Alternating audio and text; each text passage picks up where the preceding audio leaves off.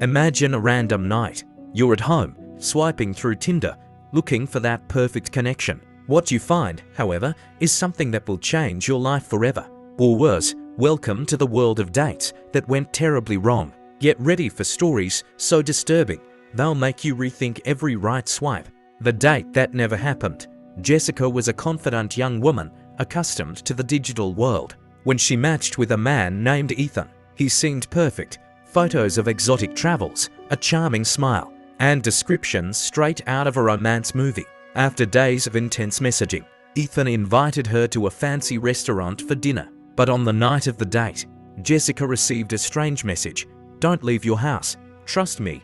It came from an unknown number, but curiously mentioned Ethan's name. Confused, she decided to investigate. Upon digging deeper, she discovered that Ethan's photos were stolen, and he was a wanted conman in several states. That mysterious message, it came from a woman who had narrowly escaped falling into his trap. Jessica never left that night, and Ethan disappeared. The man in the remote cabin, Sam, an urban adventurer, thought it would be fun to go out with someone different. When he matched with Lizzie, she seemed exactly that. She described herself as a free spirit who loved nature, the plan, a weekend in her secluded mountain cabin. At first, everything seemed perfect. The cabin was charming, and Lizzie was captivating. But while exploring the basement, Sam stumbled upon something that froze him. Dozens of suitcases, documents, and belongings of other people. When he confronted Lizzie, she smiled and said, "You shouldn't have gone down there." What happened next remains a mystery. The cabin was found abandoned months later, but Sam has never been seen since. The ghost photographer, Clara, an aspiring model, matched with a photographer named Adam. He seemed reputable, with an impressive portfolio and promises to help her grow her career. He invited her to a photo shoot in a studio. He called a secret space for exclusive clients. When she arrived, Clara noticed something strange. The walls were covered with Polaroid pictures of women. She tried to leave, but the door was locked. Adam appeared, smiling unsettlingly, and said she was his new muse. Fortunately, Clara escaped when she found an unlocked window.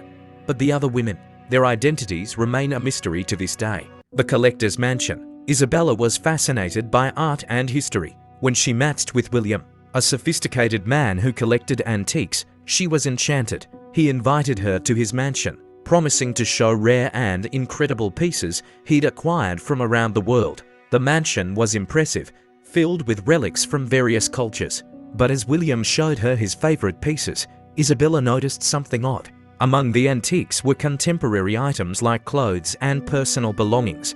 Looking closer, she found a necklace that had belonged to her friend, who had gone missing months earlier. She tried to hide her panic, but William noticed. He smiled, locked the door, and said, "Now you're part of the collection too."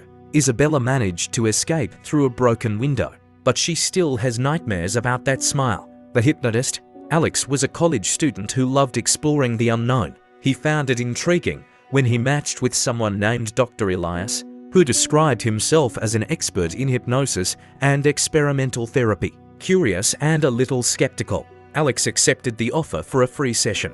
During the session, Elias began with simple questions, but things soon took a strange turn. Alex started feeling like he was losing his sense of time and space. He woke up hours later, alone in an empty room, with scars on his arms he didn't remember getting. When he tried to report Elias, he discovered the doctor didn't officially exist, and several people had vanished after similar encounters. To this day, Alex wonders what really happened that night.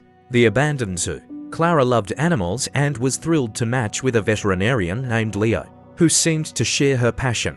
Leo suggested a unique date, a visit to a closed zoo, where he claimed to be taking care of abandoned animals. When she arrived, Clara immediately noticed something was terribly wrong. The zoo was completely abandoned, with rusted cages and a horrible smell in the air. Leo insisted she go inside, saying he had to show her something special. When she refused and tried to leave, he became aggressive, saying, "You're not going anywhere." Luckily, Clara managed to call for help while Leo was distracted. He was arrested, and authorities discovered he had been using the zoo to hide illegal activities. Clara never used a dating app again.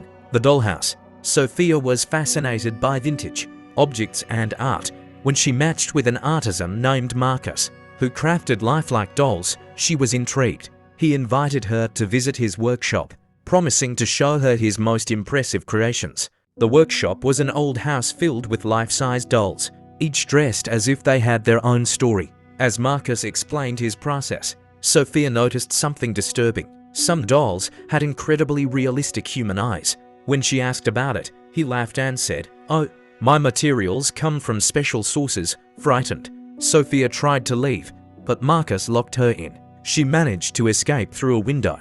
Authorities never found Marcus, but eerie, hyper-realistic dolls continue to appear at antique fairs. Online dating can be thrilling, but as you've seen, not everything is as it seems. Always verify, trust your instincts, and above all, stay safe. A single swipe right could turn into a mistake you'll never escape.